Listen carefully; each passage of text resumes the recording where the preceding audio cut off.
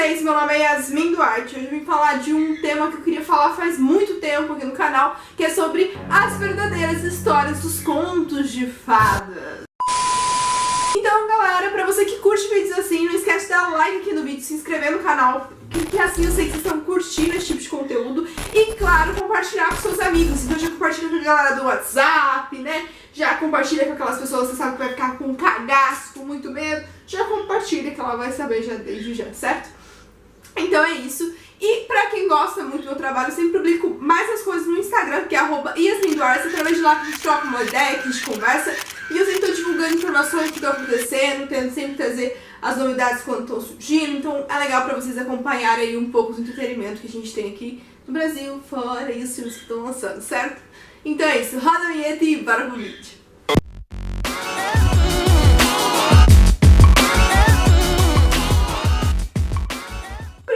Vamos contar pra vocês o que acontece. A Disney, lindíssima, fez a gente acreditar que todos os contos de fadas são uma história bonitinha, que tem lá a pessoa malvada, mas no fim vai dar tudo certo, tudo lindo, tudo maravilhoso. Mas nem sempre foi assim. E a história escrita pelos irmãos Grimm mesmo pode falar bem mais sobre isso. Porque as histórias reais dos contos de fada são muito mais pesadas. Queriam trazer o quê? Queriam ensinar alguma coisa para as crianças da época, então é bem mais pesado. A história de João e Maria, a gente está acostumado a ver aqueles dois meninos, uma menina e um menino que saíram aí pela floresta e acabaram se perdendo, indo parar numa casa de bruxa e tudo mais. Mas a história real é bem diferente. A história real conta que os pais de João e Maria abandonaram eles na floresta, porque eles não tinham dinheiro suficiente para conseguir dar alimento para as crianças. Então, no século XIX, que é mais ou menos 18 e 19 que essa história foi escrita, conta-se que as pessoas passavam muito fome, porque as pessoas não tinham condição para nem se alimentar, quem dirá alimentar os filhos. Então conta que os pais de João e Maria abandonaram eles nas florestas, a Deus dará, para eles meio que sobreviverem, se fosse para ser. O que é interessante falar é que os irmãos Grimm, no prefácio dessa história, eles já falavam que isso não era uma história fictícia, que essa história era realmente baseada em fatos reais. Isso porque realmente acontecia que pais e mães, né, deixassem as crianças abandonadas por não ter como cuidar, como alimentar dessas crianças. E mais adiante a gente vai de canibalismo. Então isso também era comum, foi comum também no século XIX, que foi quando a história foi escrita.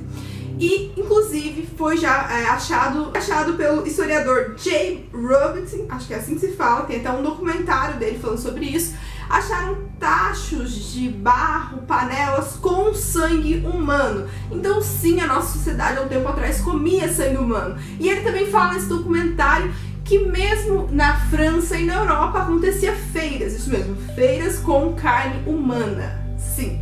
Porque naquela época estava tendo uma escassez muito grande de comida e isso acontecia com frequência. O historiador ainda diz que existiam pais que matavam os próprios filhos para poder se alimentar dele. Então, e isso foi provado, que acharam DNA humano e os humanos, já mesmo nessa época, quando é analisado os corpos, conseguem ver que eles conseguiram transformar o DNA para combater as doenças que acontecem quando a gente come a carne humana. Então tinha DNA de pessoas humanas que já tinha dentro do DNA essa coisa para não ficar doente quando comesse a carne humana. Então essa bruxa que a gente vê no João e Maria poderia basicamente ser apenas uma pessoa com muita fome que comeria as criancinhas. Mas a história diz que eles conseguem encantar, né, fazer a bruxa de trouxa e sumir. E antes mesmo de João e Maria dos irmãos Grimm, existia uma outra história que contava bem parecido e que na verdade a casa da senhora bruxa era a casa de um diabo. Então assim, a história era pra criança, mas era bem tensa. E essa história que eu falei pra você era Jean e Jeanette, 1820, que foi escrita. E essa história, ela era um pouco diferente, mas com a mesma pegada, entendeu? Só que era a Casa Vermelha, ao invés de ser a casa de doce da vovó, que na verdade era uma bruxa. Então essa história de João e Maria já deixa aí um pouco de medo e tensão pra gente, porque sim, no século XIX, as coisas que eram contadas na história muito fantasiosa eram bem mais reais do que pareciam. A próxima história a gente vai falar de Cinderela e a Branca de Neve. Eu peguei essas duas histórias porque basicamente elas são bem tensas e as duas contam com uma madrasta terrível que, né, sempre tá ferrando a menina.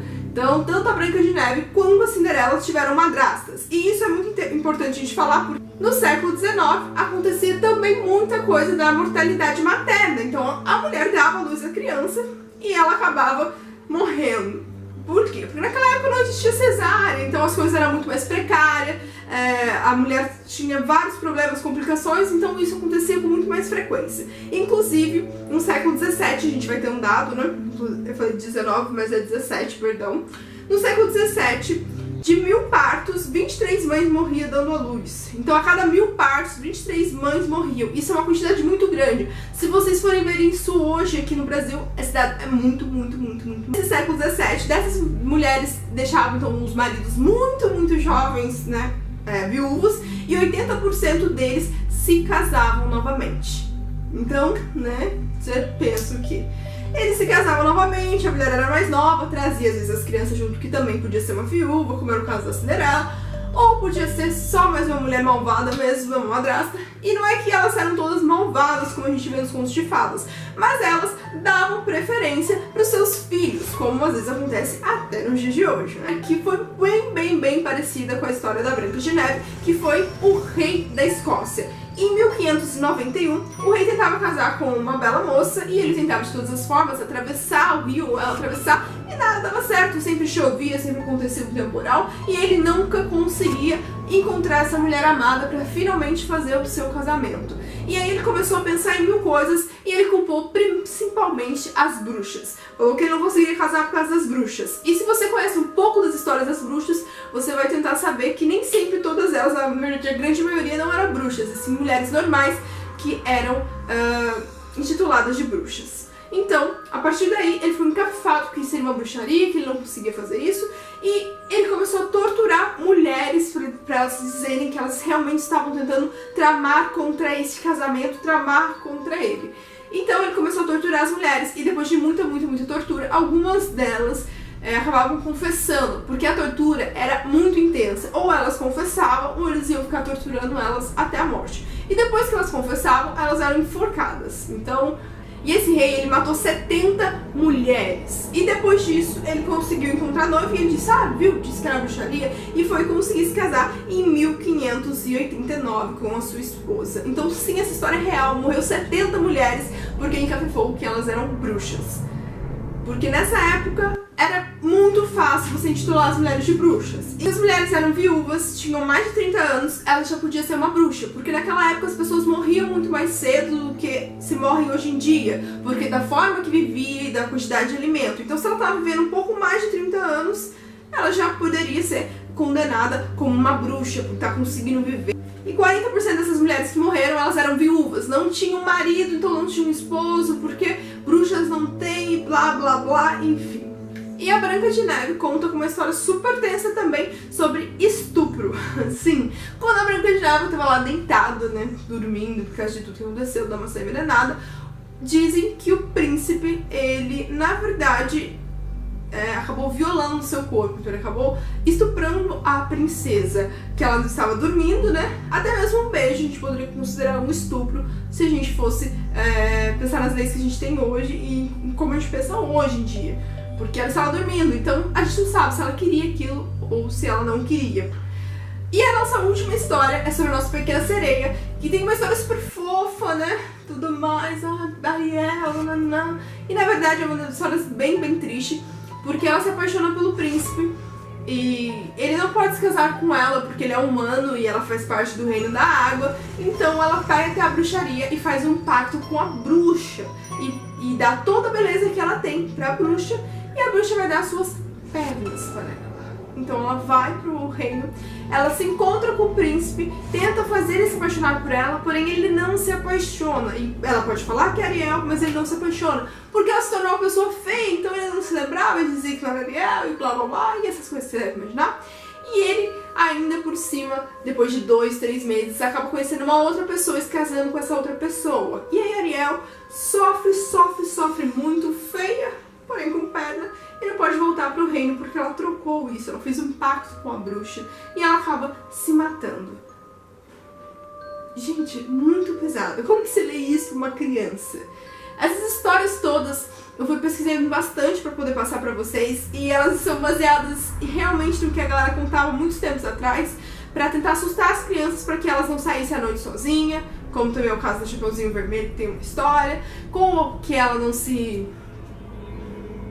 que ela tomasse mais cuidado em algumas coisas. Então todas as histórias tinham alguma coisa pra tentar ensinar as crianças, mas bem pesados, eu diria, vocês não acham? Então esse foi o vídeo de hoje, espero muito que vocês tenham gostado. Se gostou, não esqueça de dar like no vídeo, se inscrever no canal, porque isso é extremamente importantíssimo pra mim. Valeu, galera!